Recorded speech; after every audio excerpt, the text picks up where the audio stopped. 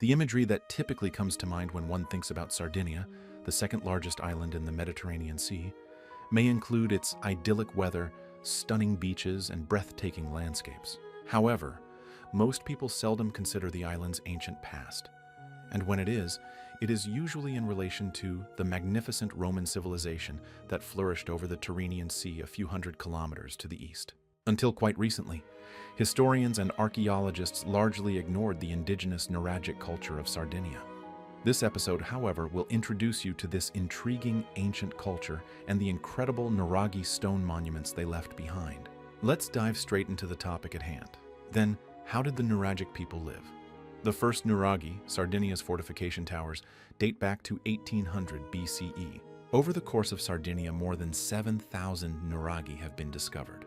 There are also a considerable number of Nuraghe on Corsica, but for the purposes of this program, we will focus on those in Sardinia.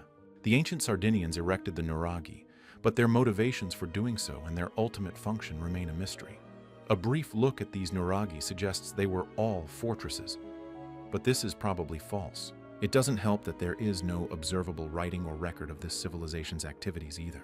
Although the initial human settlers of Sardinia likely arrived from mainland Europe some 18,000 years ago, the island's northern and central portions in particular were populated during the Neolithic Age, in the 7th millennium BCE. Several prehistoric civilizations emerged over antiquity, the two most well-known of which are the Ozieri and Bonanaro.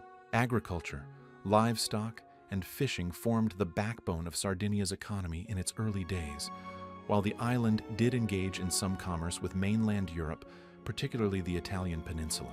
During the years 2000 to 1800 BCE, there was a significant influx of people from mainland Europe who belonged to the Bell-Beaker civilization. These people brought with them new technology, like the ability to manufacture bronze artifacts, and a larger population. The first evidence of the megalithic towers, now known as Nuraghe, dates back to about 1500 BCE. Nearly 30 meters is the maximum height that some of these structures could attain. Despite their remarkable appearance, time and partial dismantling for construction materials have likely reduced these buildings to mere shells of their former selves. Their true function remains a mystery.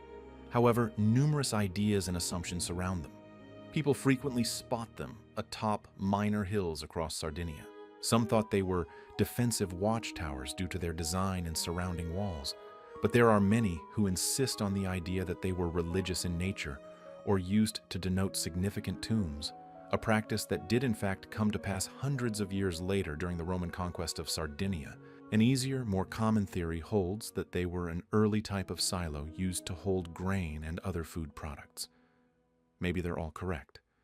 Modern archaeologists can only guess the Nuraghic's purpose, as no ancient writing or explanation exists. The Nuraghic people were masters of metalworking in addition to stone masonry. Swords, daggers, axes, sculptures, jewelry, and a myriad of other ornamental and practical objects were among the many things they made from bronze, and later iron. Although Sardinia is rich in copper, the Nuraghic metalworkers also required tin, which had to be brought from elsewhere to process and cast bronze on the island. Most Sardinian tin came from the Iberian Peninsula, but some may have come from the Aegean. The island of Sardinia actually preserves some ancient pottery from the 14th century BCE that features designs from both the Minoan and Mycenaean civilizations. Oftentimes, the inverse is also true. Artifacts with a clearly Nuraghic bronze appearance have been unearthed in several locations around the Aegean and the larger Mediterranean. This suggests that Sardinian merchants were involved in multiple marine trading networks. Numerous oxhide ingots have been discovered at several Nuraghic sites, even though they did not leave any readable writing. The numerous artifacts from the Nuraghic culture found throughout Sardinia provide archaeologists with valuable insights into the Nuraghic way of life. The discovery of hundreds of bronze statuettes depicting various people is quite remarkable. A few of them are armed with staffs and cloaks. These figures likely represented the clan chiefs who commissioned the Nuraghic towers. The common people who lived in the surrounding villages or in round stone homes with straw roofs resided under them.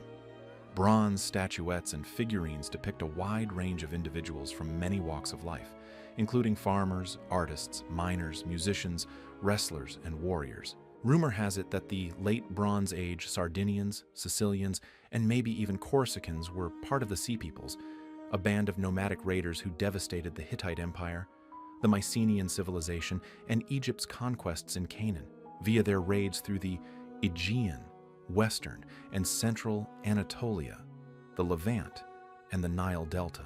Some academics, like Giovanni Ugas, believe that the Shirden mentioned in Egyptian writings were Nuraghic Sardinian tribespeople. Despite possible upheaval in the east, life on Sardinia appears to have continued mostly unabated in the years following the so-called Bronze Age collapse. Many islanders may have even seen an improvement in their lot during the Iron Age. Ceramics, tools, and weaponry all saw a significant improvement in quality between 900 and 500 BCE, according to archaeologists. Another encouraging development is what appears to be a growth in the island's population. There were also significant shifts on the political front. In fact, some researchers have postulated that prominent citizens, including village chiefs, would meet as a kind of parliament to discuss matters of mutual concern. Nuraghic construction likewise began to decline around this period and came to a complete halt around 1000 or 900 BCE. The island of Sardinia was strategically located in the middle of the Mediterranean Sea, which likely contributed to its increased prosperity. Around 900 BCE, people from the east, particularly the Phoenicians, started visiting the island in greater numbers for trade and to acquire elements like zinc and lead. A large number of them eventually made it their permanent home and started new villages there. They had a generally amicable and mutually beneficial relationship with the native Nuraghic inhabitants. When the Carthaginians invaded Sardinia in 540 BCE, the coastal towns inhabited by Phoenicians were the ones that took the worst hit. But many Nuraghic towns in the interior remained unconquered by the Carthaginians. The Carthaginians ceded their claim to Sardinia to the Romans shortly after their defeat in the First Punic War, which concluded in 241 BCE. Reportedly encountering zero opposition from the natives, the Romans had fully conquered the island by 238 BCE. From a political standpoint, they merged it with neighboring Corsica to form one province. Notwithstanding this, Strabo, a Greek geographer, asserts that Nuraghic civilization persisted on Sardinia far into the Roman era. My sincere wish is that you have gained some familiarity with the Nuraghic culture of Sardinia through this program. Please know how much I value your visits to my site. Thank you so much. If you found the video helpful or entertaining, please consider giving it a like. It means a lot to the channel. Thank you once more. I will see you in the next episode. Ensure your safety and take care.